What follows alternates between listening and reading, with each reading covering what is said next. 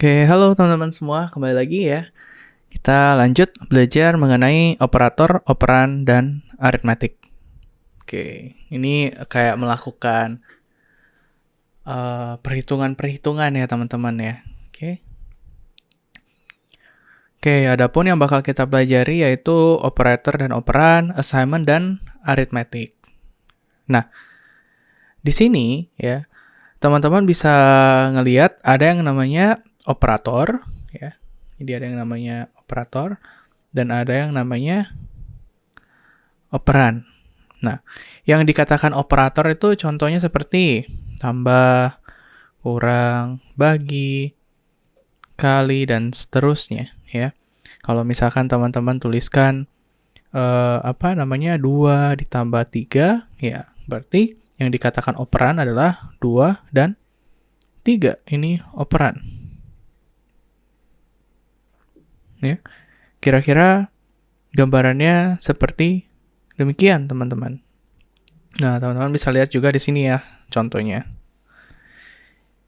Ya, dikatakan operator itu adalah yang sama dengan dan plus, ya. Terus kemudian C, A, dan B itu dikatakan adalah operan. Nah, kira-kira gambarannya kayak gitu. Nah, di dalam operator pun juga dikenal dengan beberapa istilah, ada namanya unary, binary, dan ternary. Cuma kita nggak perlu pusingin hal itu dulu, teman-teman. Kita fokus dulu gimana cara melakukan perhitungan aritmatik di dalam C programming. Oke. Ini ada jenis-jenis operator juga ya. Ini it is good to know aja, teman-teman. Jadi nggak perlu terlalu dipusingin gitu ya. Ada assignment, logical, arithmetic, relational, bitwise, dan pointer. Oke. Nah, di sini ya, kalau dikatakan a binary operator, ya, seperti kayak gini, ya, operan 1 sama dengan operan 2. Artinya gimana? Contoh, kalau misalkan saya buatkan X sama dengan Y, artinya nilai nilai X itu adalah nilai dari si Y. Paham ya? Jadi, dikatakan di sini, dia akan memiliki nilai X itu akan memiliki nilai dari Y, sedangkan nilai yang Y, yang right hand side, ya, itu adalah konstan gitu ya, nggak bakal berubah. Tapi yang X-nya ini yang bakal berubah. Ya, itu prinsipnya kayak gitu. Oke? Nah, kemudian ya, di sini dikatakan ada juga X sama dengan 2 kali Y. Ya udah, berarti nilai Y-nya berapa, bakal dikalikan 2, itulah nilai dari si X-nya. Oke? Kira-kira gambarnya kayak demikian. Nah, kalau diperhatikan lagi di bawah, integer X sama dengan 7 bagi 2. Ya, di sini nilai X-nya katanya adalah 3, bukan 3,5. Ada yang tahu nggak kira-kira kenapa bisa 3? Karena tipe datanya adalah integer. Coba kalau teman-teman isinya adalah float, yaitu bisa 3,5. Ya. Karena integer itu nggak didesain untuk bisa menyimpan floating point-nya. Ya. Nah, kalau teman-teman isikan float Y sama dengan 3, teman-teman print nilai Y-nya, ya, nilainya itu akan 3.000 gitu ya. Kenapa ada 0.00-nya ya? Karena dia floating. Jadi selalu pastikan perhitungan apapun yang teman-teman mau gunakan, variabel yang disimpan, pastikan kalau misalkan teman-teman mau pengen simpan yang floating point, ya jangan lupa diinisialisasi sebagai float, ya, jangan sebagai integer. Ya, kira-kira gambarannya seperti demikian, teman-teman.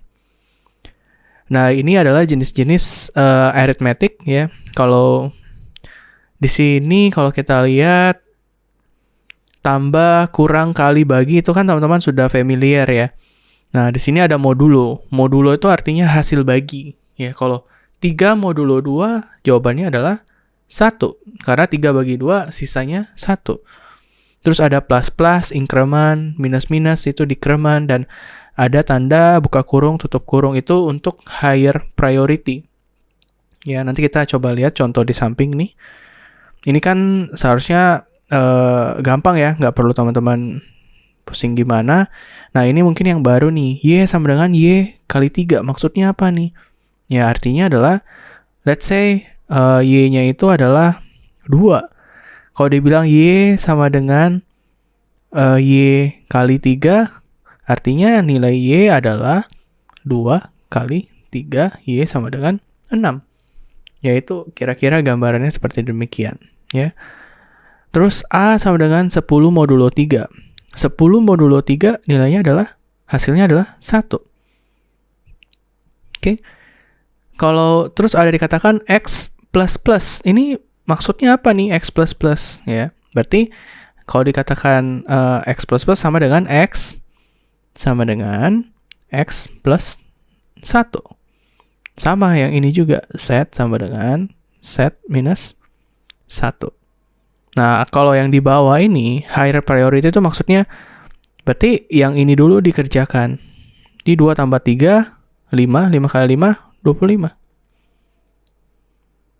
Ya, kira-kira gambarannya seperti demikian, teman-teman. Nah, ini ada contoh tadi udah saya jelasin, ya. Jadi kalau modulo, ya, modulo ini biasanya dipakai untuk mengecek apakah sebuah bilangan itu adalah bilangan ganjil atau bilangan genap. Nah, kalau dia dibagi 2 dan nggak bersisa, artinya ini apa? Genap ya? Genap. Kalau misalkan dia bersisa, ya dia ganjil. Karena kalau di modulo 2, pasti selalu hasilnya kalau nggak 0, 1. Kalau nggak 0, ya 1, gitu ya. Gambarnya seperti demikian. Nah, kalau ini ada yang namanya increment dan decrement. Tadi udah saya jelasin ya, teman-teman. Nah, di sini ya ada jenis-jenisnya ya. Ada n++ atau plus n, n-, minus n. Ini bedanya apa sih gitu ya? Nah, kita bisa lihat. Kalau teman-teman cetak, itu nilainya juga bakal 45 gitu ya. Nah, tapi yang membedakan sebenarnya itu apa gitu. Ini teman-teman bisa lihat yang ini. Ya. Nah, kalau dia dikatakan plus n, artinya adalah n ditambah dengan 1, ya, kemudian diproses ke expression-nya. Oke. Nah, berarti ditambah dulu 1 baru diproses gitu ya. Ditambah dulu 1 baru nanti terproses. Kalau dia n++, artinya dia bakal proses expression-nya terlebih dahulu, baru ditambahin dengan 1. Ya. Makanya kalau diperhatikan di sini, ya, yang ini, baris pertama, yang baris pertama ini, dikatakan bahwa karena dia plus X, berarti dia ditambahin 1 dulu, baru dia diproses, berarti plus X ditambahin dulu nih. Ya, kalau nilai X yang pertama itu adalah 44, berarti X-nya sekarang 45. Ya, berarti Z sama dengan 45.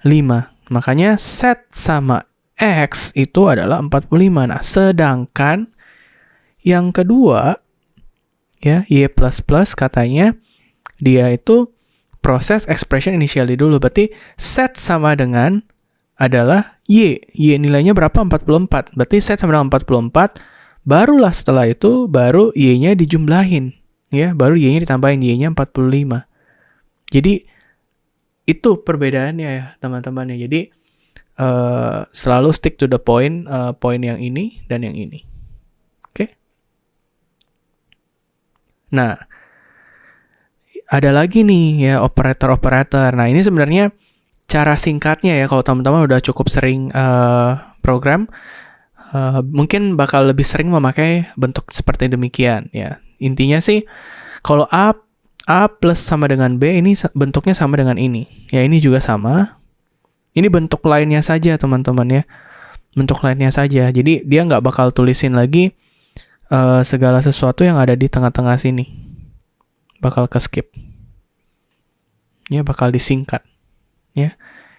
Kira-kira gambarannya seperti demikian, dan ini dikenal dengan istilah yang namanya combine operator. Ya, ini bentuk lainnya ya. Kalau X kali sama dengan Y plus 1, X sama dengan X kali Y plus 1. Berarti jawabannya ini adalah A.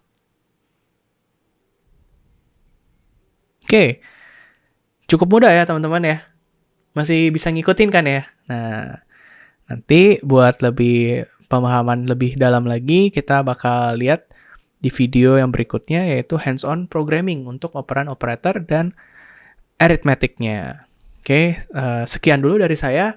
Semoga bermanfaat videonya dan sampai ketemu lagi di video yang mendatang.